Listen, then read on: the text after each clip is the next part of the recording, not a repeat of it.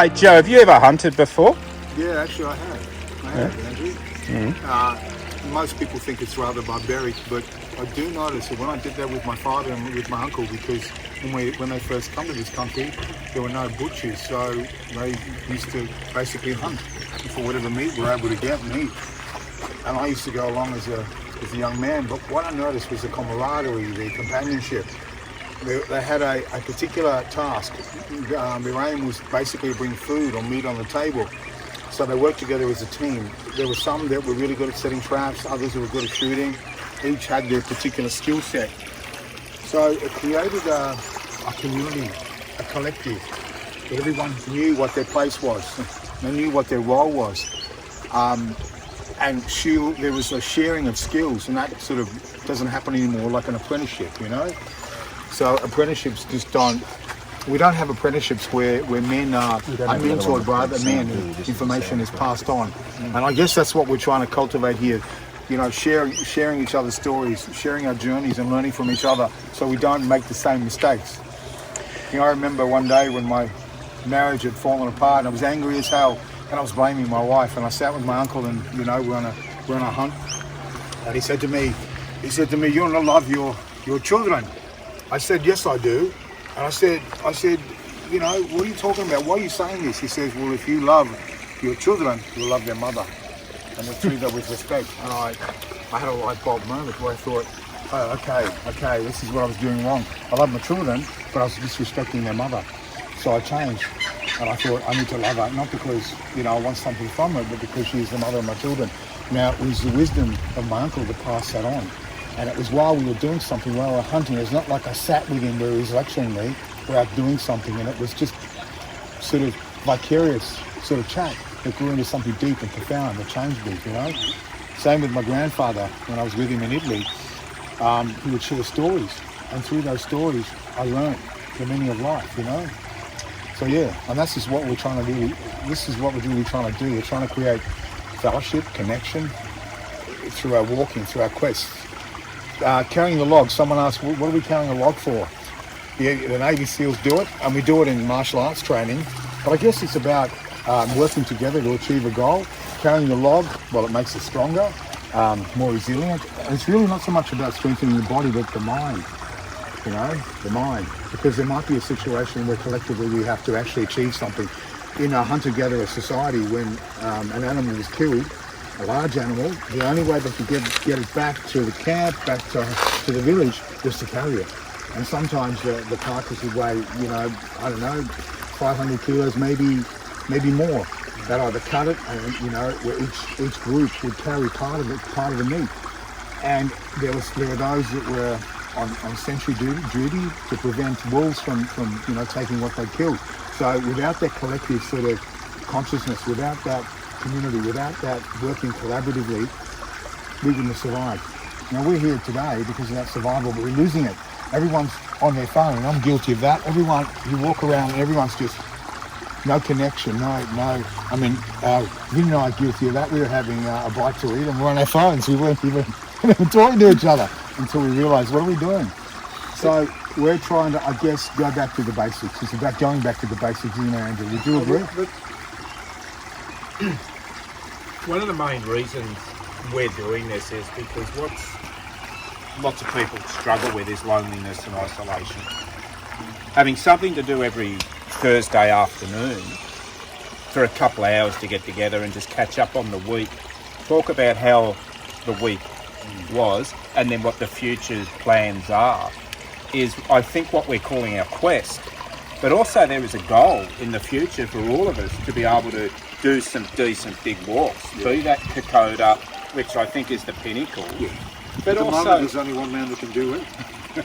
Jason at the moment could do Kokoda. I reckon I could follow him, but he'd have to set the pace.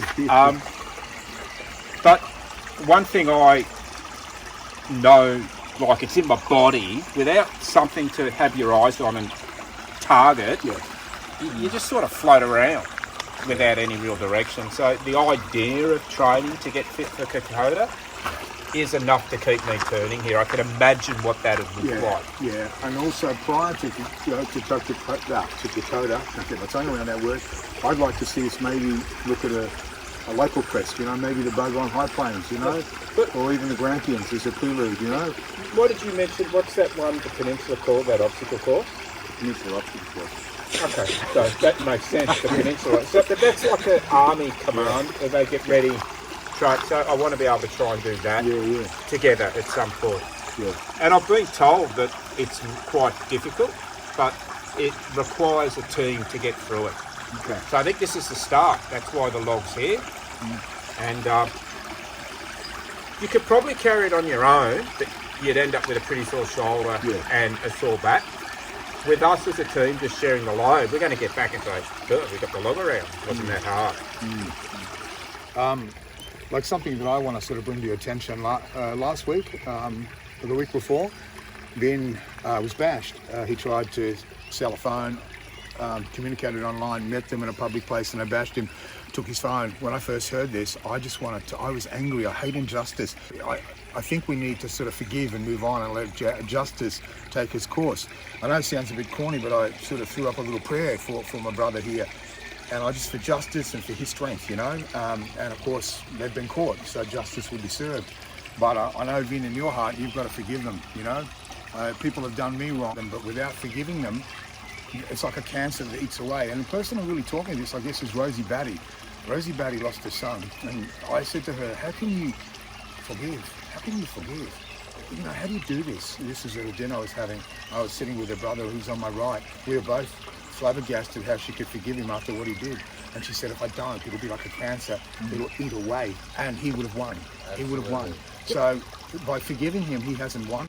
And in forgiving him, the cancer or the disease didn't take hold of the soul, and she went on to bring about some amazing change. You know, the other thing there, Joe, what it did, it created new opportunities for her. Yeah. So if she held on to that bitterness, it would have shut her down. Yeah. And I actually remember you saying to me 25 years ago, you got to lose that bitterness, Andrew. Because if you hold on to the bitterness, I was on a bit of a murderous rage. I do remember that. Yeah. I do remember that. And I was working in some pubs and that, and I was sort of enjoying myself because I was getting out a lot of aggression. But you did say to me, you're going to find yourself in a lot of trouble if you don't deal with that bitterness. And it'll kill you. It eats away your soul. Bitterness and resentment, man. Yeah. And what you resent, you eventually become as well. Yeah. You know? It's just toxic. Yeah. So that's I guess with our now we talk about virtues here a little bit, but I think that's wisdom. That's a collective wisdom, isn't it? Yeah. It's kindness, it's compassion, which is connected to compassion. But it requires courage to forgive those that have done you wrong. Yeah. That requires incredible courage, I believe, you know. And I think when I took the step to forgive the person that had hurt me, because I just wanted vengeance, I wanted murder. When I made that step of courage to forgive that person, it's like it released me from this bondage. And I was able to move forward. I was able to grow, you know. Trauma growth, I experienced, as you often said to me. I experienced trauma growth, you know. I tell you the other thing I'm learning, and I'm only learning this now, is that you've got to forgive yourself as well. Yeah, it's been a hard one for me. Yeah. You know, I've done a lot of bad things and hurt my ex-wife really bad. You know, I wasn't there for my kids when I should have been there. So that was hard to forgive myself for that, you know. Sometimes it's easier to forgive someone than to forgive myself. So. And that's the Well, sabotage. the best form of revenge is no revenge at all. Yeah. Live happy, forgive, and live your life like nothing has ever happened. Yeah, true. And move on. And move on. And do the best you can with what you got. I think it's humbling too. You know, once you forgive someone and yourself, you know, you begin to humble within inside yourself. Yeah. Then you can start to grow. And there's always two sides to every relationship, breakdown, story, whatever. You need to take ownership of that relationship, whether someone else ended it. You need to take ownership of your part of that. Yeah. Whether it was right, whether you didn't stand up for yourself, whether you did. That's where you stand up for yourself. So you stand up for yourself in that, and you've got solace. Bit of closure. Closure. Yeah. And that's where your path starts. It's the quest again. You can't walk. You can't undo. You can't go back. We don't have a time machine. No. But you can go back in your head, Yeah. forgive the people maybe that you've hurt, and forgive yourself for what you did to them, and move forward. And then I think that helps you move forward. You know, it's connecting with what you did wrong in the past, writing it in your own head, rewriting your narrative. Because you what you said to me. I guess we're rewriting our internal story. What we say, what we think about ourselves, what we think about who we are, and what we're becoming. That's pretty much that. And the thing which I'm continually, amazed at, that here I am sitting in Frankston doing this. And it started 35 years ago. Yeah.